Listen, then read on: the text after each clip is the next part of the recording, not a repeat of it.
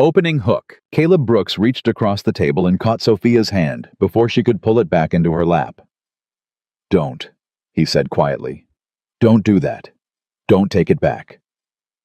Around them, the little restaurant kept humming, forks clinking, someone laughing 2 tables over, but for the two of them, the whole world had gone silent. 10 seconds earlier, she had leaned in and whispered the 5 words that had ended every good thing she'd ever tried to build. "You can leave. I'm a single mom." She'd braced for the flinch. Instead, this Navy man held on, and what he said next would change everything, but not for the reason either of them expected. Before we go on, do me a favor.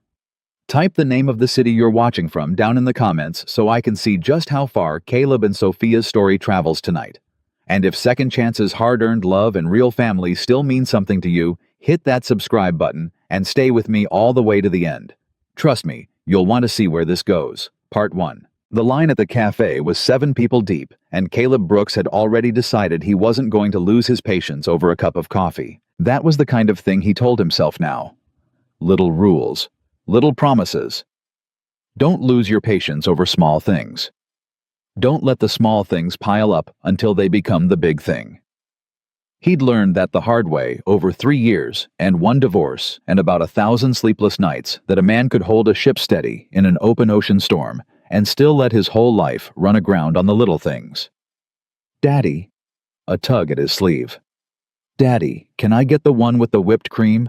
Caleb looked down at his son. Eli was 8 years old and small for it all, elbows and cowlicks, wearing a navy ball cap 2 sizes too big because it was Caleb's, and Eli refused to wear any other hat. The boy had learned to negotiate the way other kids learned to ride bikes early and with total commitment.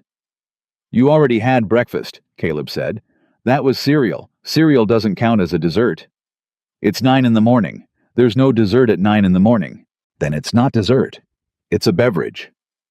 Eli said the word, carefully proud of it. "Beverages are allowed." Caleb almost smiled. He caught it before it got all the way to his mouth, because if Eli saw him smile, the boy would know he'd won, and then there'd be whipped cream at 9 in the morning every Saturday for the rest of their lives. "You can have the hot chocolate," Caleb said. "Small, no extra whip." "Regular whip." "Regular whip." "Deal?" Eli stuck out his hand and Caleb shook it, because in their house a deal was a deal and you shook on it. They shuffled forward in line. Caleb glanced at his watch, an old thing scratched glass, still keeping perfect time after 2 deployments, and did the math the way he always did. Coffee, then the hardware store, then home by 10:30 to fix the gutter before the rain came in that afternoon. Sunday was laundry, and the grocery run, and Eli's reading homework. He had it all laid out in his head like a duty roster, because that was the only way he'd figured out how to do this. 1 man, 1 boy. 1 weekend at a time. He didn't let himself think much past the weekend. Thinking past the weekend was where the trouble lived. "Sir?" The barista was looking at him. He'd been staring at nothing. "Sorry, 1 black coffee large, and a small hot chocolate. Regular whip." Behind him, a woman's voice said, "Oh, no, sweetheart. We don't grab things off the counter." Caleb turned. There was a little girl, maybe 6, reaching up on her toes toward the display case, and a little boy sitting flat on the floor by the door with his arms crossed, having what looked like the early stages of a full and total meltdown. And between them, spinning like she had eyes in 4 directions at once, was their mother. She had her hair pulled back, but half of it had come loose. She had a diaper bag on one shoulder and a purse on the other, and a phone tucked between her ear and her cheek that she wasn't even talking into anymore. She'd just forgotten it was there. She looked like a woman doing the work of 3 people, which Caleb understood immediately in his bones she was. "Ivy, hands to yourself. Owen, baby, we talked about this. I don't want to be here," the little boy announced to the entire cafe. "I know, buddy, I know. 2 minutes." "You said 2 minutes an hour ago." Somebody near the window chuckled. The mother's face went tight. Not angry, Caleb thought, but that specific kind of tired that has a floor of shame underneath it. The tired of a person who feels like the whole room is watching her fail. He knew that floor. He'd stood on it in a Target once with Eli screaming, and both of them crying by the end, and a stranger had muttered something under her breath, and he'd carried that mutter around for a week. So Caleb did the thing you weren't supposed to have to be told to do. He crouched down to the little boy's level, a few feet away, not too close, and he said, "Hey, that's a good hat you've got there." The boy. Owen stopped mid-wail and looked at him suspicious. He wasn't wearing a hat. "I don't have a hat," Owen said. "You don't." Caleb frowned, deeply serious. "Huh. My mistake. You look like a guy who'd have a good hat, that's all." Owen considered this. It was apparently an acceptable compliment. "What kind of hat?" he said. "Firefighter, probably, or a pilot. You look like a pilot to me." "I'm gonna be a garbage man," Owen said with total conviction, as if Caleb had insulted him. "Even better," Caleb said. "Garbage men know where everything is. Whole town. They know every street." He stood up slow, so as not to spook the moment. "You know my boy Eli's about done waiting too. Maybe you two can wait together. Misery loves company."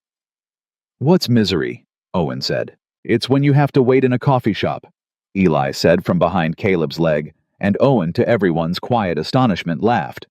The mother was looking at Caleb now. Really looking. And Caleb, who had spent 3 years training himself not to notice women in coffee shops, noticed her. "Thank you," she said. "You didn't have to do that." "Wasn't anything," Caleb said. "I've been him." He nodded at Owen. "I've been you too, honestly." Something moved across her face. Surprise, and then something softer. "You've got that look," she said. "What look?" "The one-parent look." She said it lightly like a joke, but her eyes were checking his face while she said it the way you'd check ice before you stepped out on it. "Where you're always counting. Always doing the math on how long till the next thing goes sideways." Caleb felt something in his chest do a strange, unfamiliar thing. It lifted. "Yeah," he said. "That look." "Sophia," she said, and stuck out her hand, the hand that wasn't holding the diaper bag, the purse, and now somehow her daughter's coat. "Caleb." He shook it. Her hand was small and warm, and there was a Band-Aid on her thumb, the kind of everyday small wound that a busy mother gets and doesn't have time to think about. "This is Eli." "Hi," Eli said. "That's Ivy, and the future garbage collector is Owen." Sophia blew a piece of hair out of her face. "Who is I'm just now realizing no longer screaming. You want a job I'll pay in cold coffee." Caleb laughed an actual laugh, surprising himself, the kind he didn't do much of anymore. "I come pretty cheap," he said. "But I've got a gutter to fix before the rain." "Ah." She nodded like this was the most reasonable and admirable thing in the world. "The gutter. Of course, the eternal gutter. You've met it." "I've lost to it," Sophia said, repeatedly. And that would have been the whole thing.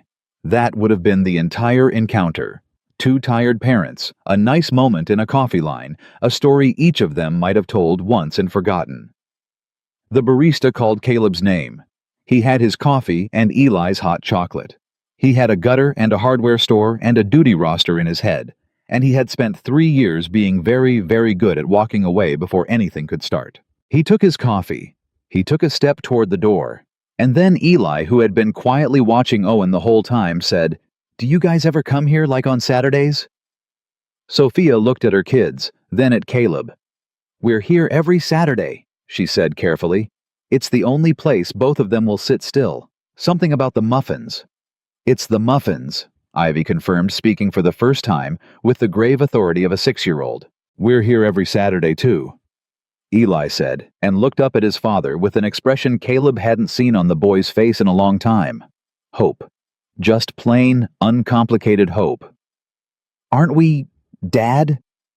Caleb stood there holding 2 hot drinks, a grown man, a chief petty officer who had talked sailors through their worst days, and never once let his voice shake, and he could not for the life of him figure out what to say. "We are," he heard himself say. "We're here every Saturday." It became a thing without either of them deciding it would.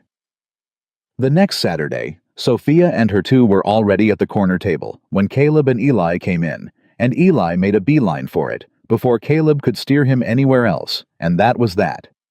The kids clustered at one end with a coloring book Sophia produced from the bottomless diaper bag, and the 2 adults sat at the other, and they talked. They talked about the small stuff first. That was safe. School districts and pediatricians, and which grocery store had the good produce, and which had the good prices, because it was never the same store. Sophia was a dental hygienist 4 days a week and did the books for her cousin's landscaping business on the side, because 2 kids on 1 income meant you learned to say yes to every side thing that came along. "What about you?" she asked. "You said Navy." 12 years, Caleb said. "I'm shore duty now, instructor. I train the young guys." He turned his coffee cup a quarter turn on the table, a small habit. "Used to deploy. Can't do that with Eli. Not the way things are." "The way things are," Sophia repeated. She didn't push. That was one of the first things Caleb noticed about her, and one of the things that undid him a little. She didn't push. She just left the door open and let him decide whether to walk through it. He didn't that day, but he noticed the open door. What about their dad? Eli asked Eli, not Caleb, because kids ask the questions adults have learned to swallow. He asked Owen straight out the way kids do. "Where's your dad?" The whole table went still. Caleb felt his stomach drop. Eli. But Owen just shrugged, unbothered, coloring. "He went away," Owen said. "On a plane." "Is he coming back?" "No," Owen said, and reached for the green crayon. Sophia's hand had gone flat on the table. Caleb watched her breathe one long breath in through the nose, the breath of a person holding something heavy, very steady, so it doesn't spill. "Eli," Caleb said low. "Buddy, that's a real personal question."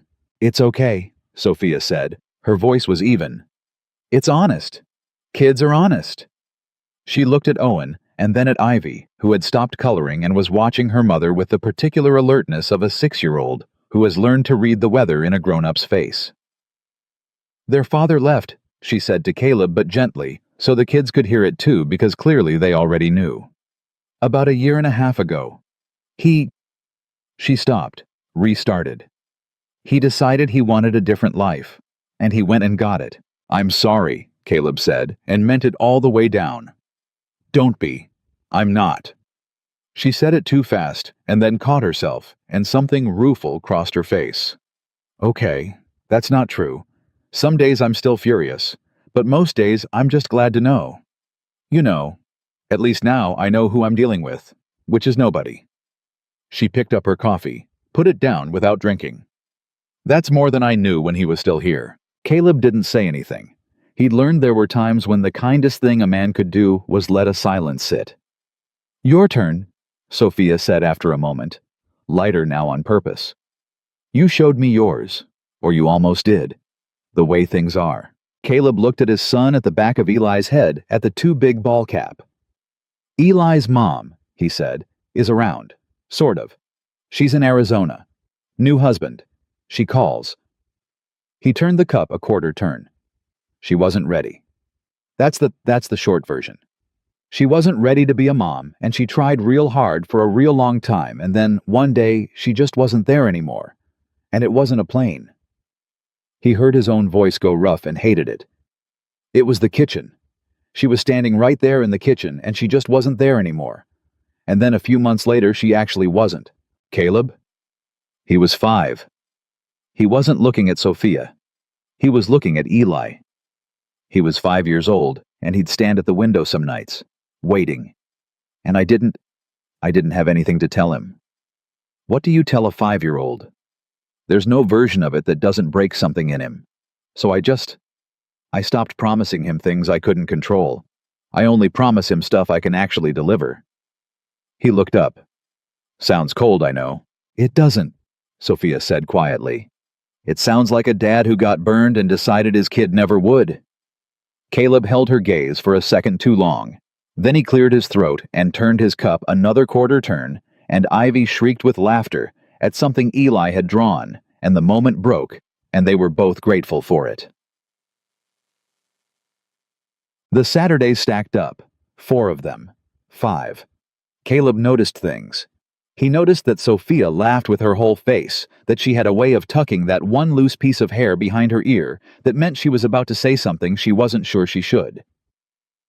He noticed that she never complained about being tired, not once, even though she was clearly running on fumes, and that this made him want to fix every broken thing in her life with his own two hands. Sophia noticed things too. She noticed that Caleb watched all three kids without seeming to the way a lifeguard watches water. She noticed that he was gentle, in a way that big steady men are almost never given credit for.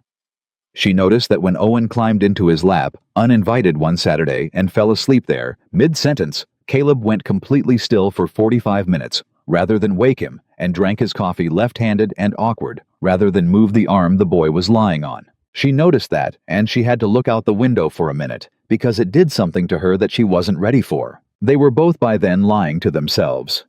Both telling themselves that this was a friendship. Two single parents' kids who got along a standing coffee date that wasn't a date.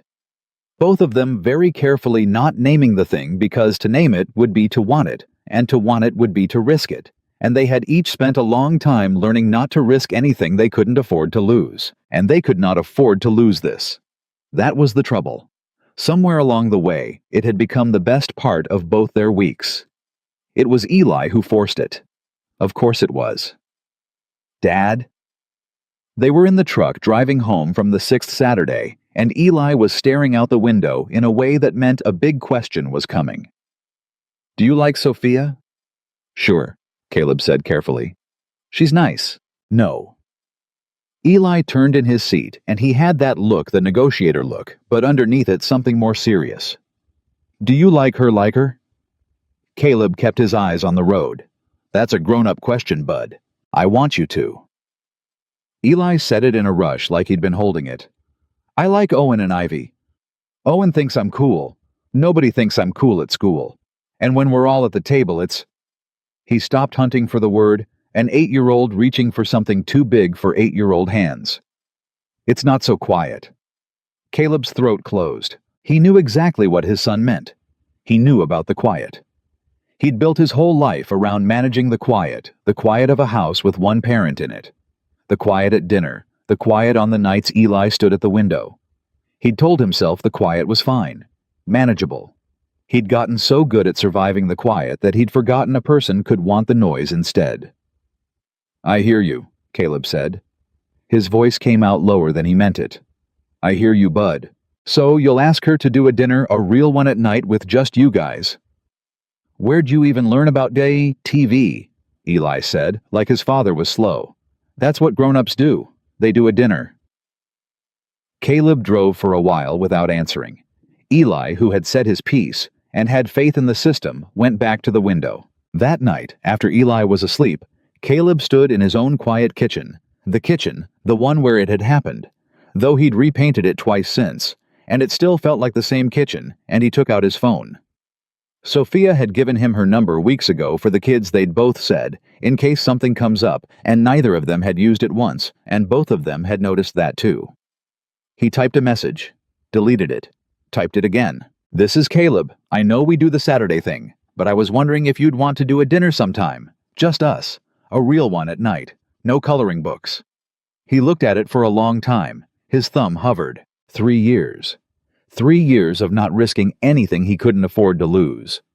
3 years of a duty roster in his head, and a boy at a window, and a rule about only promising what he could deliver. Everything in him that had survived the last 3 years was telling him to put the phone down and go to bed. But there was a smaller voice, a newer one, and it sounded a little like his son, and it said, "It's not so quiet." He hit send. The 3 dots appeared almost instantly. Then they stopped. Then they started again. He watched them, this grown man standing in his kitchen at 11 o'clock at night, feeling like a teenager, feeling like his whole heart was hanging off the edge of a table. Yes, the message said. And then a second one, I thought you'd never ask. I've been holding my phone like an idiot for 3 weeks. Caleb laughed out loud in the empty kitchen, and then clamped his hand over his mouth so he wouldn't wake Eli, and stood there grinning like a fool, and the quiet for once felt like a thing full of promise instead of a thing to be survived. Getting to the actual dinner took 11 days, and a small logistics campaign that Caleb, a professional at logistics, still found humbling. His sister took Eli. Sophia's mother, who lived 20 minutes away and had opinions, took Ivy and Owen, and along with them she took the opportunity to ask her daughter a great many questions. A Navy man, her mother said on the phone while Sophia stood in her bathroom trying to remember how eyeliner worked. What kind of Navy man? The nice kind, Mama. There's no such thing as the nice kind. There's the kind you haven't figured out yet. Her mother had been married to Sophia's father for 31 years before he died, and had loved him and did not believe in men in general on principle. You've got 2 babies, Sophia. You can't be doing this for fun. I'm not doing it for fun. Then what are you doing it for? Sophia stopped, eyeliner in hand, looked at herself in the mirror. She was 34 years old, and she had forgotten somewhere in the last 2 years what her own face looked like when it wasn't tired. I don't know yet, she said honestly. But he's good with the kids, Mama. He gets down on the floor with them. He doesn't do it to impress me. He does it because he doesn't know how to be around a kid and not do it. Her mother was quiet for a second. And you like him. I like him, Sophia admitted. It came out small. Then don't do the thing you always do. What thing? The thing where you tell him about the kids in the first 10 minutes so he'll leave before you can want him too much. Her mother's voice was not unkind. You do it to get it over with, so it doesn't hurt so bad. I know you, baby. You've been doing it since you were little, throwing the glass before somebody else can, so at least you get to be the one who broke it. Sophia didn't answer. Her throat had gone tight. He already knows about the kids, Mama, she said finally. That's the thing. He's known since the first day. He met me with the kids. There's no getting it over with. There's no whispering the terrible secret. He already knows the terrible secret, and he asked me to dinner anyway. Her mother let out a long breath. Well, she said, then maybe he's the nice kind after all. Go put on the eyeliner. And Sophia? Yeah, let him get the check. Men like him need to get the check. It makes them feel useful. Don't take that away from him on the first night. Sophia was still laughing when she hung up. Caleb got there 15 minutes early. He always got everywhere 15 minutes early. It was a Navy thing, it was a Caleb thing, and it meant he had 15 minutes alone at the table to sit and slowly lose his nerve. He turned his water glass a quarter turn. He had rehearsed nothing on purpose because he'd learned that the things you rehearsed came out wrong. But now, sitting alone with the empty chair across from him, he wished he'd rehearsed something. Anything. Because here was the truth. Caleb hadn't said out loud to anyone. Not his sister, not the guys at work, not himself really, until right now, with the empty chair staring at him, he was terrified. Not of Sophia. Of what came after Sophia. He was a man who ran the numbers, and the numbers on this were brutal. 3 kids between them. 2 households, 2 custody situations, 2 sets of scars. His son, who had already lost one mother and stood at windows waiting. If Caleb let this in, if he really let it in all the way he could already feel himself wanting to, and it went. The way things went, it wouldn't just be him, it broke this time. It would be Eli. Again. He'd promised the boy he'd only promise what he could deliver. And he could not hand on heart deliver this. Nobody could. That was the whole terrifying thing about it. He was still sitting with that when Sophia walked in. And Caleb Brooks, who prided himself on his steadiness, forgot the entire argument he'd just been having with himself, because she came across that room and she smiled at him. Not the Saturday smile, the tired mom Saturday smile, but a real one she'd been saving, and every number in his head went quiet. Hi, she said, sitting down across from him. Sorry, my mother called 4 times. She wanted a full description. Height, weight, intentions. What did you tell her? Tall? Solid? Undetermined? Sophia set her purse down. I told her you get down on the floor with the kids. That's the whole scouting report I get on the floor. It's a better scouting report than you think, Sophia said. And there it was, the loose piece of hair tucked behind her ear. You have no idea how few men get on the floor. They ordered. They ate. And the strangest best thing happened, which was that it was easier than the Saturdays even, because there were no kids to keep half an eye on, and so for the first time, they got to give each other the whole eye. They talked about everything and nothing. Caleb told her about the young sailors he trained, kids barely out of high school, terrified and homesick, and how the job was really just being steady enough that they could be scared at you, and you didn't move. Sophia told him about a patient that afternoon, 91 years old, who'd flirted with her the entire cleaning, and then tried to pay in wartime ration stamps he'd been carrying in his wallet for 60 years. "Did you take them?" Caleb asked. "Of course I took them," Sophia said. "You don't break a 91-year-old man's heart on a Tuesday. I gave him the cleaning free and told him the stamps covered it." Caleb looked at her across the table, and something in his chest that had been clenched for 3 years let go all at once, like a fist finally opening. "Oh," he thought. "Oh no. Oh, this is real." He didn't say it. He wasn't ready to say it. But he thought it clear as anything, and it scared the daylights out of him, and he didn't reach for a single number to make it stop. Sophia felt it too. She felt the ease of it, and the danger of it, in the same breath. This was the part historically where she started throwing glasses, where the old voice woke up and said, "He's going to leave, so leave first. Get it over with. Protect yourself. Tell him something that'll send him running while you can still stand to watch him go." But he already knew about the kids. There was no glass to throw. He'd walked in already knowing, so instead she just let herself have it. The dinner, the laughing, the way he turned his water glass a quarter turn when he was thinking the same way he did with his coffee, and how she'd started to find that little habit unbearably dear. She let herself have the whole thing, and she didn't sabotage it, and that for Sophia was its own quiet act of courage bigger than he'd ever know. "Can I ask you something?" she said over the last of the meal. "Anything. Why now?" She turned her own glass unconsciously mirroring him. "We've done 6 Saturdays. You could have asked me weeks ago. You clearly wanted to no offense, but you're not subtle. You go quiet and turn that glass. So why'd you wait so long and why'd you finally do it?" Caleb thought about lying. Some smooth thing. He thought about it for about half a second, and then he looked at her face and decided that he was done tonight with the smooth things. "Eli made me," he said. Sophia blinked. "Your son. He asked me in the truck, point blank. Do I like you? Caleb shook his head, half a laugh in it. 8 years old, and he's got me dead to rights. He said when we're all at the table together, it's his words, not so quiet.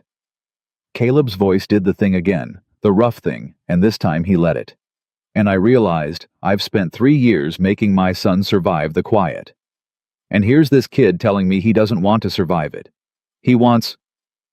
Caleb stopped, turned the glass. He wants the noise, and I don't know how to give him that. But I know it's got something to do with you and your two, so that's why now. My 8-year-old had to shame me into it. For a second, Sophia couldn't say anything at all. "Caleb," she said finally, and her voice wasn't quite steady. "You have to stop saying things like that, or I'm going to embarrass us both in a nice restaurant."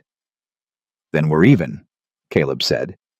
"Because I've been holding it together since you walked in the door." And she laughed a wet, startled, wonderful laugh and reached across the table and put her hand on top of his.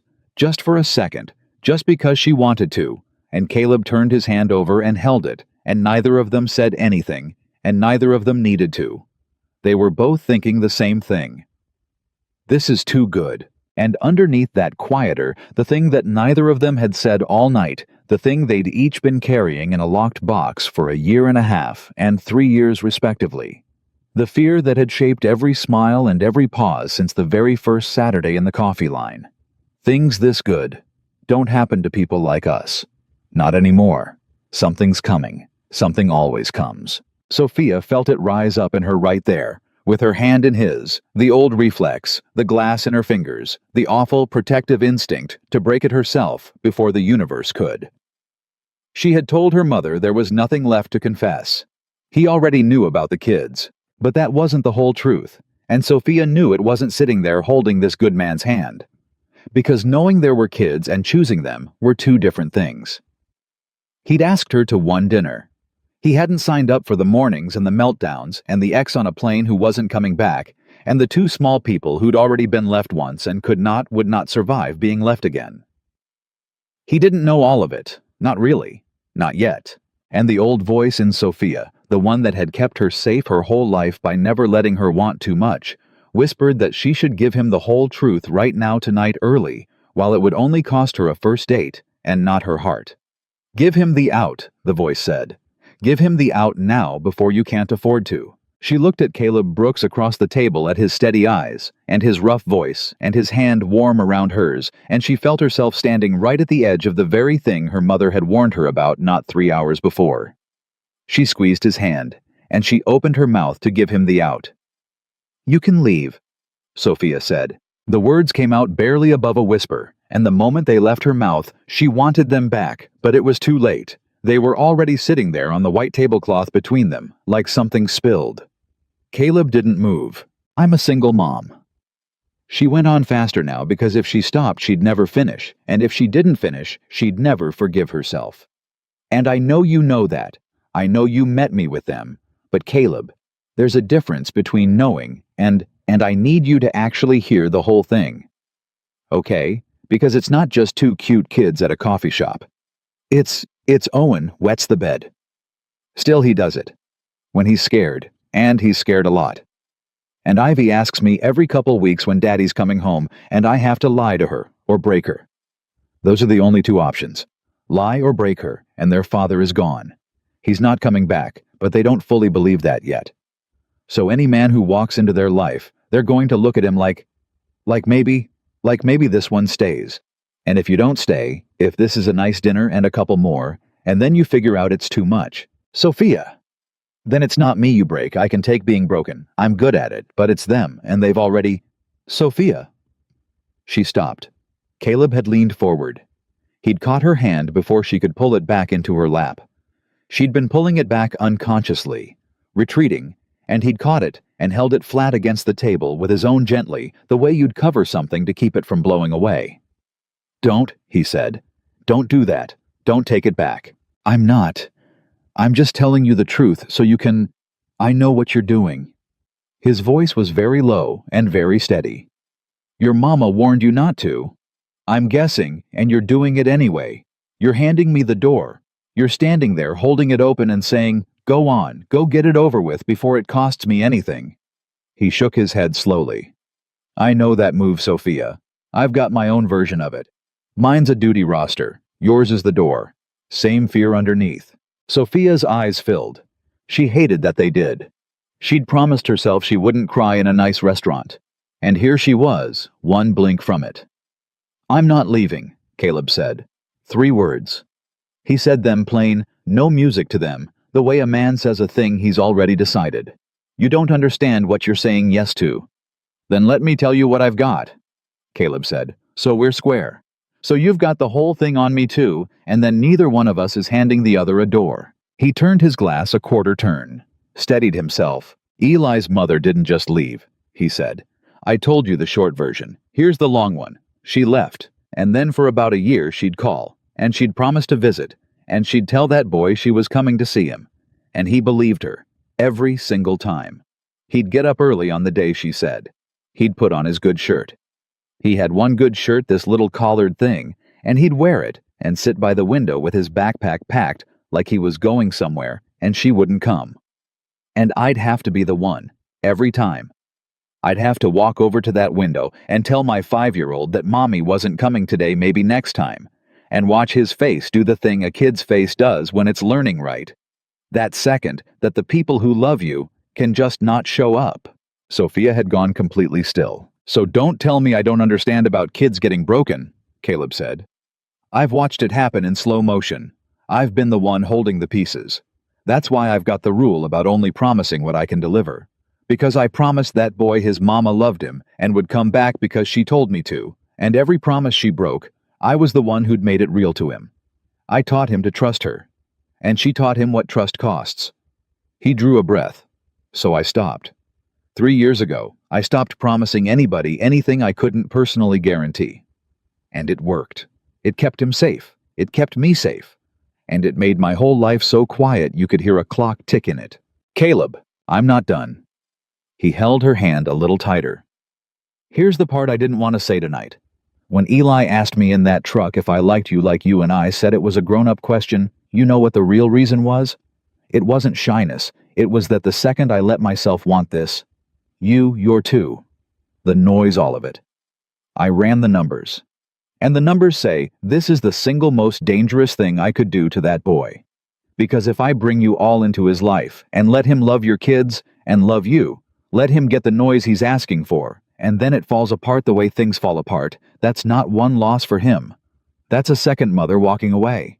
That's the window all over again, except worse because he's older and he'll understand it better. He looked at her, and for the first time all night, his steadiness cracked just at the edges, just enough for her to see what was underneath it. So I'm scared too, Caleb said.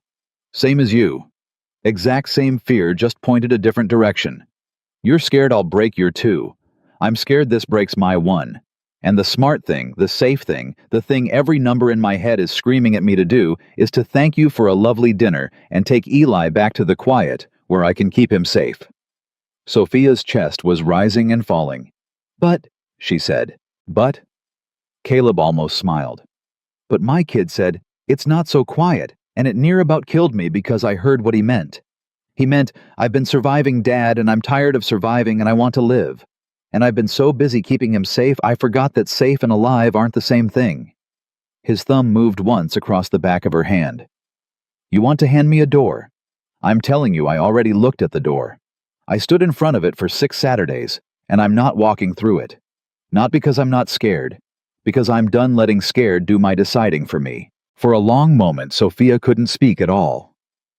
The waiter, God bless him, chose that moment to drift near, sensed the air at the table, and drifted right back off without a word. You've thought about this a lot, she managed finally.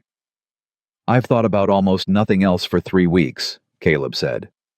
I told you, I'm not subtle. A laugh broke out of her, cracked and wet, and she pressed her free hand to her mouth. This is not how first dates are supposed to go, she said through her fingers. You're supposed to talk about I don't know movies, where you grew up. You're not supposed to make a woman cry into her, what is this, a risotto? I can't even tell anymore. It's a risotto. You're not supposed to make a woman cry into her risotto by being the most decent man she's met in... She stopped, steadied, put her hand down. And when she spoke again, it was quieter, and it had something new in it, something she hadn't let herself use in a very long time. Okay, she said. Okay, then I'm not handing you the door. No. She turned her hand under his so they were palm to palm the way he'd done to her earlier. But I'm going to tell you something, and I need you to not flinch because you just did the same thing, and I owe you the same honesty. She took a breath. I want this. That's the scary part. It's not that I'm afraid you'll leave. It's that I already wanted you and Eli and Saturday not being enough anymore, and I haven't wanted anything in so long that I forgot how much it hurts to want something you're not sure you get to keep. Her voice wobbled and she pushed through it. My husband didn't just take himself when he left. He took my ability to believe good things last. He taught me that the floor drops out, that the day everything's fine is the day right before. So when you sit there and tell me you're not leaving, part of me believes you and Caleb, that part of me is terrified because believing you is the most dangerous thing I could possibly do. I know, Caleb said softly. I know it is. So we're both what? We're both just going to be brave and stupid at the same time. That's usually how it works, Caleb said. Best I can tell. She laughed again, steadier this time, and wiped under her eyes with the back of her free hand. And for a second, they just sat there, hands joined on the tablecloth. Two people who had each spent a long, careful year or 3 building walls, discovering that they'd somehow, without meaning to, started handing each other the bricks. Okay, Sophia said. Then here's what we do. We do this slow. We do it careful, because it's not just us.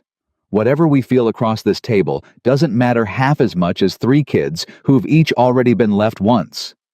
She lifted her chin. I mean it. Slow. The kids don't get their hopes built up on something we're not sure of yet. They've had enough hopes built up and knocked down to last them a lifetime. If we do this, we protect them first. A second. Deal. Caleb looked at her. This woman who 30 seconds after finally letting herself want something was already putting the children ahead of it and felt the last of whatever wall he had left come down quietly inside his chest.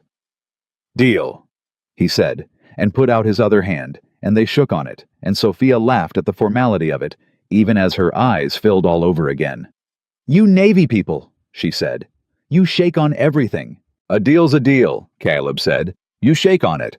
My whole house runs on it. You'll see.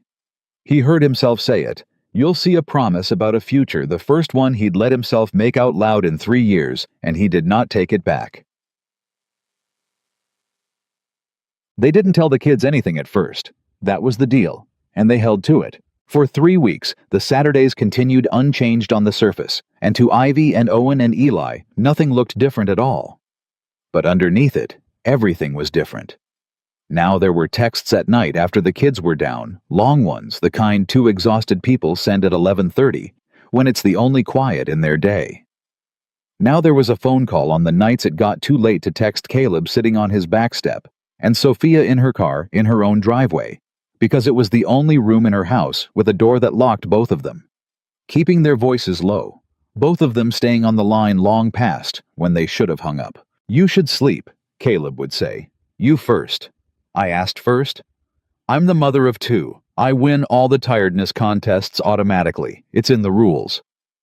I've got a kid who wakes up at 5:40 every day like clockwork. Owen wets the bed and needs new sheets at 2 a.m., and then wakes up at 5:40. I still win. You still win, Caleb would agree, and neither of them would hang up. He learned her. Slowly, in the dark over the phone, he learned Sophia Carter. He learned that her husband's name had been Marcus, and that she couldn't say it without her voice changing. And that Marcus had left a note, not even a conversation, a note on a Tuesday. And that the worst part hadn't been the leaving. It had been the 2 weeks before when she'd known something was wrong and he'd looked her in the eye and told her everything was fine. That's the part I can't get past, she said one night. Not that he left. People leave. But he looked at me and lied. For 2 weeks. He'd kissed the kids goodnight knowing he was going. She stopped. Sorry, this is not romantic phone call material. It's real, Caleb said. I'll take real over romantic. You say that now. I mean it now, and I'll mean it later. He was quiet a second. The lying. That's the thing you're scared I'll do. Not the leaving. The looking you in the eye while I'm already gone. The line went silent for a long moment. Yeah, Sophia said finally, very small. Then here's what I'll do, Caleb said. I'll never lie to you about the big thing. If I ever get to the point where I'm thinking about walking, you'll hear it from me first out loud, before I do a single thing about it. You'll never find a note. I don't leave notes. I look people in the eye. Even when it's the worst possible thing to have to say, I say it to the face. He paused. That's the one promise I'll make you tonight. Not that I'll never feel like leaving. I can't promise a feeling. But I can promise you'll never be lied to. You'll always know exactly where you stand with me, even if where you stand is bad. Deal. Sophia was crying again, quietly in her car, in her driveway, and this time she didn't try to hide it from him, even though he couldn't see. Deal, she whispered.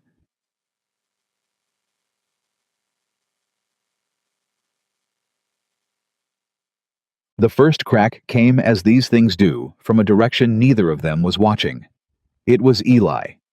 Caleb picked him up from his sister's on a Sunday, and the boy was quiet in the truck, which was unusual. Eli was never quiet in the truck. The truck was where all the big questions came out, and Caleb let it ride for a few miles before he said, "You're awful quiet, bud." Aunt Jess said something. Caleb's hands tightened on the wheel. Yeah. What did Aunt Jess say? She was on the phone with Grandma, and she thought I was watching TV. Eli picked at the seam of his jeans. She said you were seeing that woman from the coffee place. She said, I hope he knows what he's doing taking on a woman with 2 little kids. Eli's been through enough. He looked up and his face was doing the negotiator thing, but underneath it was something raw. Dad, am I going to have to go through something? And there it was. The whole terrifying weight of the thing sitting in the passenger seat of the truck, in an 8-year-old's voice. Caleb pulled over.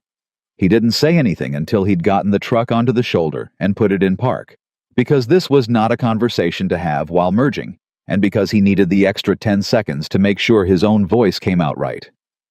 Look at me, bud. Eli looked at him. You remember the rule, Caleb said. The one about promises. You only promise what you can actually do. That's right. So I'm going to talk to you straight because you asked me straight and you're old enough now that you get the straight version. He turned in the seat to face his son fully. Yeah, Sophia and me, we like each other, the grown-up kind. And I've been getting to know her on the phone at night after you're asleep. And I didn't tell you yet because we wanted to be sure it was real before we got you and Ivy and Owen all wrapped up in it. Because you're right, you've been through enough. And I'd cut my own arm off before I put you through the window thing again. Eli's eyes were huge. So it is real. I think it might be, Caleb said. That's the honest answer. I don't know yet. Nobody knows yet that early, but I think it might be the realest thing I've had since it was just you and me. Is she gonna be my mom? Whoa, slow down. Caleb almost laughed, but the boy's face was too serious for it. That's about 9 steps ahead of where we are, bud. Nobody's anybody's anything yet. Right now she's Sophia and Ivy, and Owen are your Saturday friends, and that's plenty. But could she? Eli wasn't letting it go. Someday. Could she be? Caleb looked at his son, and he thought about lying, about softening it, about giving the boy the careful non-answer that protected everybody. And then he remembered what he'd promised Sophia in the car on the phone at night. I'll never lie to you about the big thing. And if he was going to hold to that with her, he had to hold to it with the boy too, because Eli was the biggest thing of all. I don't know, Caleb said. But I'm not going to tell you no just to keep you from hoping, because here's what I figured out, and it took me your Aunt Jess a long time to say the thing that made me figure it out. He put his hand on the back of Eli's neck the way he did. Aunt Jess thinks I'm risking you by letting Sophia in, and she's not wrong that there's a risk. But you know what I decided? I decided the bigger risk is teaching you to never let anybody in at all, because that's what I was doing, bud. 3 years I was teaching you that the safest thing is to keep everybody out and keep everything quiet. And you sat in this exact truck a month ago and told me it was too quiet. Remember? Eli nodded slowly. So you taught me something, Caleb said. My 8-year-old taught me that surviving isn't the same as living. And I'm trying to learn it. But I'm scared too, same as you. So how about we be scared together and go slow, and I promise the real kind, that if it ever starts to go bad, you'll hear it from me first. You'll never sit by a window wondering. Not ever again. That's the promise. That's one I can actually keep. He squeezed the back of Eli's neck. Deal. Eli looked at him for a long moment, and then in a voice that was trying very hard to be brave, he stuck out his small hand. Deal, Eli said. Caleb shook it and had to look out the windshield for a second so the boy wouldn't see his eyes. And then he put the truck in gear and pulled back onto the road, and Eli said, Can we get the noise back now? It's too quiet in here again. And turned the radio up, and Caleb laughed, and something in his chest that had been braced for a fight came loose and settled. That night he told Sophia about it on the phone. All of it. Aunt Jess, the shoulder of the road, is she gonna be my mom? You told him it might be real, Sophia said. He could hear something careful in her voice. I told him I don't lie about the big thing, same as I told you. Caleb waited. You're quiet. That's your version of turning the glass. Something's bugging you. Say it. A long breath came down the line. Your sister, Sophia said. Jess. She said taking on a woman with 2 little kids. Taking on. Like I'm a mortgage. Her voice was steady, but there was hurt in it. And the thing is, Caleb, she's not being cruel. She's being protective. Of you and Eli. And she's right to be. From the outside, I am the risk. I'm the complication. I'm the thing that could break your kid. Sophia paused. So I need to know you've actually thought about what your family sees when they see me. Because it won't just be Jess. It'll be the guys at work. It'll be everybody. He was doing fine, just him and his boy. And then he took on that woman with the 2 kids. You'll be the man who complicated his own life. And I'll be the reason. Sophia! I'm not fishing, she said quickly. I'm not asking you to reassure me. I'm asking you to know it, going in, eyes open, because I can't be the woman you have to defend at every family dinner for the rest of your... Jess buried her opinion the second I told her about the road, Caleb said. Sophia stopped. What? I called her after I dropped Eli at his friend's tonight. Told her what her phone call did to my kid, how he sat in my truck thinking he was about to go through something. And I told her that the woman she's calling a complication is the same woman who 30 seconds after finally admitting she wanted to be happy, made me shake on protecting all 3 kids before either of us. I told her, "You put my son ahead of your own feelings before you'd even had dessert." He let that sit. And you know what my sister said? She was quiet a long time, same as you get quiet. And then she said, "Well, when do I get to meet her?" The line was silent. She said that... Sophia's voice had gone thin. She said that. Caleb's voice gentled. "You're not a mortgage, Sophia. And you're not a complication. You're the first thing in 3 years that made my boy say he doesn't want to just survive. Anybody who can't see that isn't looking hard enough, and they'll come around. And if they don't, that's on them, not on you." He paused. "You still there?" "I'm here," she whispered. "I'm just nobody's defended me in a long time. I forgot what it does to a person." "Get used to it," Caleb said. "It's gonna keep happening." They introduced the kids to the idea slowly, the way they'd promised. There was no big announcement, no sit-down, no, "this is going to be your new family." There was just more Saturdays that stretched into Saturday afternoons. A first time, all 5 of them went to the park instead of the cafe, and Caleb pushed Ivy on the swing so high she screamed with delight and demanded he do it forever. And Owen decided that Caleb's shoulders were the best seat in the world and refused all lesser seating for the entire afternoon. And Eli and Ivy invented a game with rules so complicated that no adult could follow them, which was the whole point. Sophia sat on the bench and watched her son riding on Caleb's shoulders. This man's big, careful hands wrapped around Owen's little ankles so he couldn't fall, and she had to look away toward the tree line for a minute the way she did. Caleb saw it.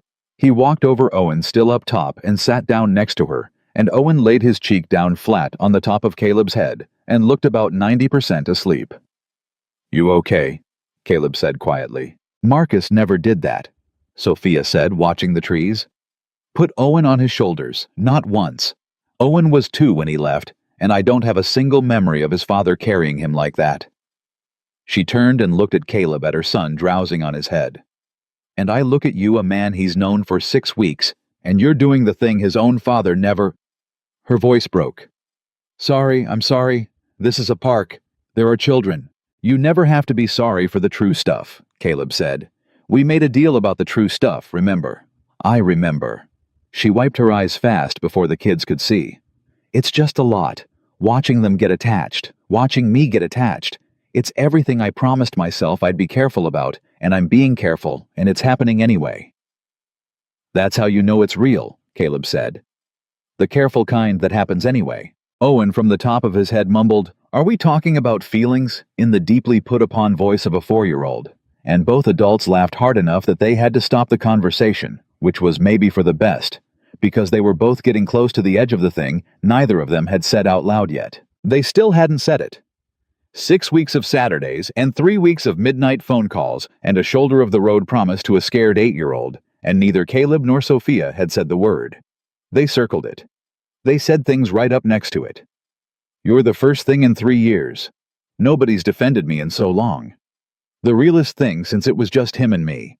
But not the word. Because the word was a door too of a different kind, and you couldn't hand it back once you'd walked through it. It was Ivy in the end who kicked it open the way it's always the kids who kick the big doors open. They were at Sophia's. All 5 of them. For the first time, Caleb had never been to her house before. They'd kept it neutral ground cafes and parks.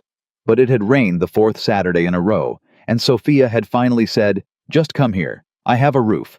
The kids have toys. I'll make grilled cheese," and it had been a good afternoon. A loud one. The kind of loud that Eli had been asking for.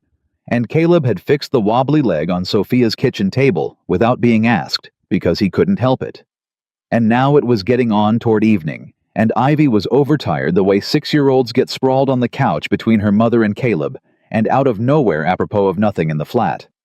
Certain voice of a child stating an obvious fact, Ivy said, "I want Caleb to be my dad." The room went dead silent. Eli looked up from his Legos. Owen looked up from the floor. Caleb went absolutely still, his repaired table leg forgotten, and Sophia's face did something complicated and helpless. "Ivy?" Sophia started.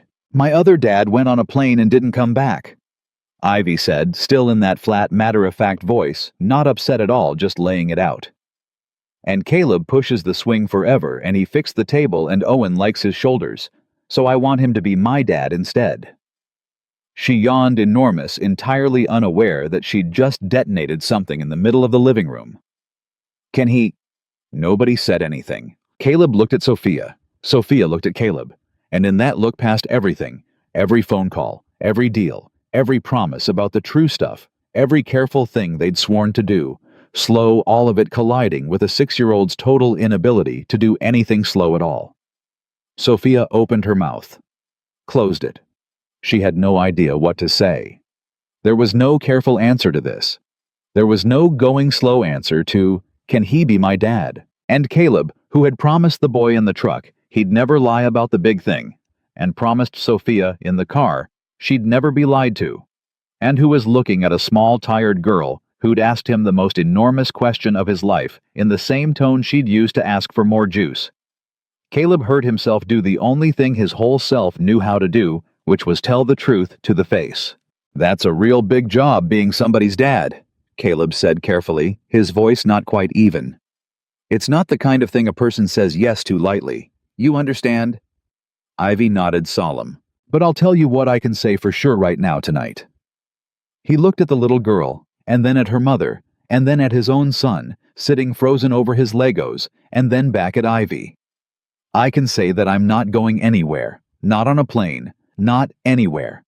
Whatever I end up being to you, I'm gonna be here. That's a promise, and I only make the kind I can keep. He swallowed hard. That work for now. Ivy considered it with the full gravity of her 6 years. Okay, she decided, and yawned again and burrowed into the couch and was asleep within 90 seconds, having casually rearranged the emotional architecture of 5 human lives, and then dropped straight into a nap. The adults sat there in the ringing silence she'd left behind. Eli spoke first, quietly, not looking up from his Legos, in a voice that was trying to sound like it didn't care very much about the answer. Dad, did you mean it? The not going anywhere part? Caleb looked at his son. At his boy who'd sat by windows. At his boy who'd asked in a truck if he'd have to go through something. I meant it, Caleb said. All the way down. And Sophia, sitting on the other side of her sleeping daughter with her son on the floor, and this man in her living room having just told all 3 children he wasn't going anywhere. Felt the last wall she'd been holding up finally give way, quietly, completely. And she looked at Caleb Brooks over the head of her sleeping little girl, and knew with a certainty that terrified her and steadied her in the exact same breath that she had gone and done the most dangerous thing a woman like her could possibly do. She had let herself believe him. Believing him lasted exactly 19 days. That was how Sophia would come to think of it later, that she'd let the wall down on a Saturday, let herself believe this good man wasn't going anywhere, and got 19 days of it before the past came back to prove her right about everything she'd ever feared. The 19 days were good. They were, in fact, the best 19 days Sophia could remember in years. The 5 of them fell into something that wasn't quite a routine, but was headed that way. Caleb started coming by on weeknights, sometimes not just Saturdays, and he'd sit at the wobbly table he'd fixed and help Ivy with her reading, while Sophia got Owen down, and Eli would come along about half the time, and the boys would build things out of couch cushions that violated the laws of physics. It got loud. Sophia's little house, which had been so quiet for a year and a half that she'd started leaving the TV on just for company, got loud, and she loved it, and she was terrified of loving it, and she did it anyway. And then on the 20th day, her phone rang with a number she didn't recognize, and she answered it standing in her kitchen with a dish towel over her shoulder, and a voice she hadn't heard in 18 months said, Sophia. Hey, it's me. The dish towel slid off her shoulder onto the floor. Marcus, she said. Everything in her went cold and then hot and then cold again. She gripped the edge of the counter she'd cried on the day she found his note, the counter she'd sworn she'd never think about him at again. I know this is a shock, Marcus said. His voice was different, softer. Carefully, professionally soft, the voice of a man who'd been rehearsing. I've wanted to call for a long time. I wasn't in a place to be any good to anybody. But I've been doing work on myself, Sophia. Real work. And part of that work is facing the things I ran from. He paused. I want to see my kids. Sophia's mouth had gone dry as paper. You want to see your kids, she repeated. I know I don't have the right to just... You left them. Her voice came out low and shaking.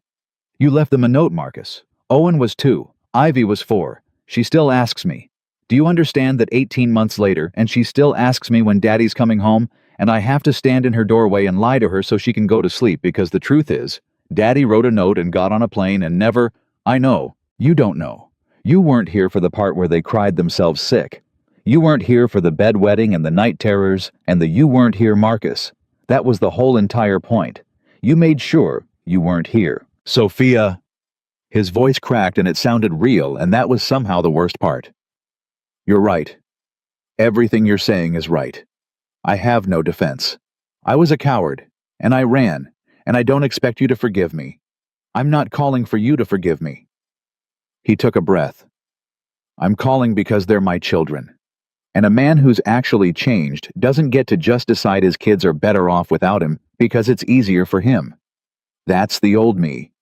The old me would tell himself a story about how they're better off. The new me has to show up, even when it's hard, even when I'm not wanted. Sophia stood in her kitchen and felt 18 months of hard-won ground crumbling under her feet, because here was the terrible thing, the thing she couldn't say out loud. Some small, traitorous, exhausted part of her had wanted this call. Not him, God, not him, but the possibility of it. The possibility that Ivy could have her father back. That Owen could have a memory of the man that wasn't a note. She'd spent 18 months being the only wall between her children and the fact of their abandonment, and here was someone offering to help hold up the wall. And it didn't matter that he was the one who'd knocked it down in the first place, because she was so tired, and a mother's tiredness will make her consider things she'd swear on her life she'd never consider. I need to think, she said. Of course, take all the... Don't. She closed her eyes. Don't do the understanding thing. Don't be gracious and patient at me.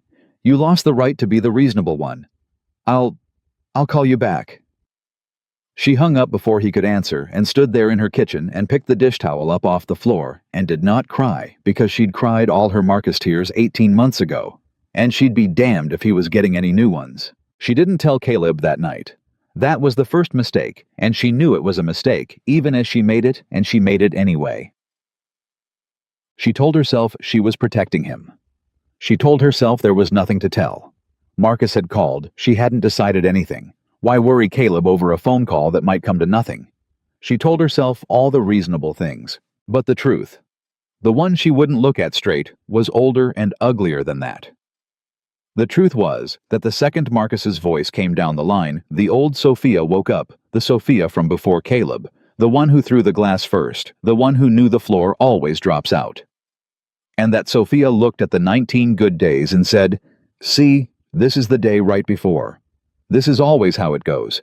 You let yourself believe him, and now here comes the thing that takes it all away. And that Sophia decided, without quite admitting she was deciding, that if the good thing was going to fall apart anyway, she'd handle Marcus alone the way she handled everything alone, and keep Caleb walled off from it, safe on the other side where he couldn't be part of the wreckage. So she said nothing. And for 4 days, she carried it alone, and it changed her the way carrying something heavy always changes the way a person walks. And Caleb, who watched people for a living, who watched Sophia, most of all saw it. You're somewhere else, he said on the 4th night. They were on the phone late the usual time. You've been somewhere else all week. On Saturday you laughed at everything and none of it reached your eyes. Tonight you've said about 9 words. He kept his voice gentle. Talk to me. I'm just tired, Caleb. You're always tired. This isn't tired. This is the other thing. A pause. We made a deal about the true stuff, Sophia. And there it was, the deal thrown gently back at her, and she felt it land like a stone in her chest. Because he was right, and she was breaking it, and she'd been breaking it for 4 days. Marcus called, she said. The line went completely silent. 4 days ago. Sophia went on fast, getting it all out now that the dam was cracked. He wants to see the kids. He says he's changed. He's been doing work on himself. He sounded different, Caleb. He sounded like he meant it. And I don't know if he means it or if it's just a new kind of lie, and I've been carrying it around for 4 days, trying to figure out what to... 4 days. Caleb's voice was very quiet. I didn't know how to... 4 days, Sophia. She stopped. I'm not... Caleb exhaled long and slow, and she could hear him working to keep his voice level, and that was worse than if he'd yelled. I'm not upset that he called. He's their father. Of course he called. People do come back. I'm not even upset about what you're going to decide, because that's yours to decide. They're your kids, and it's your call, and I'll stand behind whatever you... He stopped, started again. I'm upset that you carried it for 4 days, alone. That you sat across a table from me on Saturday and laughed and let me think everything was fine while you were holding this. His voice finally cracked just slightly. Sophia. That's the exact thing. That's the exact thing you told me Marcus did to you. 2 weeks of looking you in the eye and telling you it was fine while he was already gone. And I told you I promised you I'd never do that to you.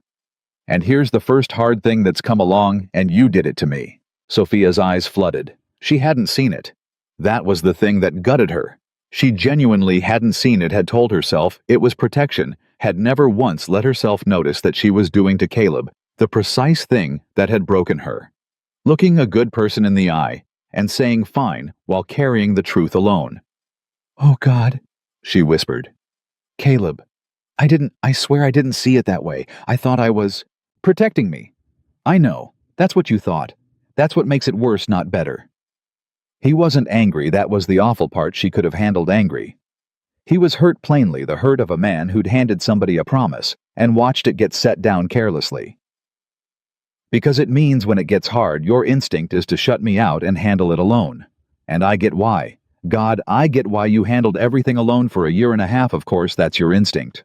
But Sophia, if we're gonna be whatever we're gonna be, I can't be someone you protect by lying to. I had that marriage. I'm not doing another one. The word marriage sat there between them in the dark on the phone, unremarked and enormous, and neither of them touched it. You're right, Sophia said. Her voice was wrecked. You're right, and I'm sorry, and I don't have a defense either. I did the thing. I did the Marcus thing. To you, the person who least deserved it. She pressed the heel of her hand against her eyes. I panicked, Caleb. The second I heard his voice, I went right back to being the woman who knows the floor's about to drop. And that woman doesn't ask for help. She never got any, so she stopped asking. And I let her drive for 4 days, and I shut you out, and I'm so sorry. I don't know how to be a person who lets somebody help. I never learned it. Marcus made sure I never learned it. Caleb was quiet for a long moment. Okay, he said finally, and some of the hurt had gone out of his voice, replaced by something steadier. Okay, then we learn it now. Together. But you gotta let me in on the Marcus thing. Not because it's my decision, it's not, but because you don't have to carry it by yourself anymore. That's the whole point of me, Sophia. That's the entire point of me. You've got a person now. Use the person. She laughed, wetly, brokenly. Use the person. Use the person, Caleb said. I'm right here. What do you want to do about him? And Sophia, for the first time in 18 months, put a heavy thing down and let someone else help her look at it. What she wanted to do, it turned out, was the hardest thing of all, which was the right thing. They talked it through over 3 more nights. Caleb never once told her what to decide. He held to that fiercely, even when she begged him to just tell her, but he asked the questions that helped her find her own way to it. What's the fear if you say yes? He asked. That he does it again. That I let him back in and Ivy gets her daddy back and starts to believe again, and then he gets bored or scared or whatever he got the first time and he leaves again, and this time she's old enough to really understand it, and it breaks her twice as bad. Sophia's voice was raw. That I'm the one who let it happen. That I handed my daughter back to the man who'd already dropped her once, and he dropped her again, and it's on me. And what's the fear if you say no? That one took her longer. That I'm doing it for me, and not for them. Sophia admitted very quietly. That I'm so angry at him, and I am angry, Caleb. I'm angrier than I've let myself be about anything in years, that I'd keep their father from them out of spite, and dress it up as protection. That someday Ivy's 25 and she finds out he tried to come back and I said no, and she looks at me like I stole something from her. She swallowed. That's the fear if I say no. That I let my own hurt make a choice that was theirs to make. So it's not really about whether Marcus changed, Caleb said slowly. No. Sophia felt something clarify as she said it. It's about whether I can tell the difference between protecting them and protecting me. And right now, I can't. I'm too close to it. Everything I feel about him is in the way. And that was how they arrived at it. Not a yes and not a no, but a slow. The same words Sophia had made Caleb shake on across a dinner table weeks ago, coming back around now to save her. A supervised visit. 1 hour in a public place with Sophia there the whole time watching. No promises to the kids. No daddy's coming back. Just 1 careful hour to see whether the man on the phone was real or whether he was a new lie wearing an apology, and Sophia standing guard over her children the entire time ready to end it the second it went wrong. You don't have to decide the whole future, Caleb said. You just have to decide the next hour. That's a thing I know something about. You can't run a whole deployment in your head or you'll lose your mind. You run the next watch. Just the next watch. He paused. And I'll be there. Not in the room that'd be a mess him meeting me right now, but in the parking lot. In my truck. You text 1 word and I'm through that door in 10 seconds. You won't be standing guard alone. You'll have somebody at your back for the first time. Deal. Sophia closed her eyes. Deal, she whispered. The visit was at a park. The same park, actually, where Caleb had pushed Ivy on the swing, and Sophia hadn't planned that, but noticed it as she pulled in, and it steadied her. Somehow the idea that this ground already had good memories on it, that Marcus couldn't have the whole place. She hadn't told the kids their father would be there. She'd told them they were going to the park to meet somebody, and Ivy had asked who, and Sophia had said a grown-up from a long time ago, and left it there because the deal was no promises. No, your daddy's coming back. Nothing built up that could be knocked down. Caleb's truck was already in the lot when she got there. He didn't get out. He just lifted 2 fingers off the wheel. I'm here, and she lifted 2 fingers back, and it was enough.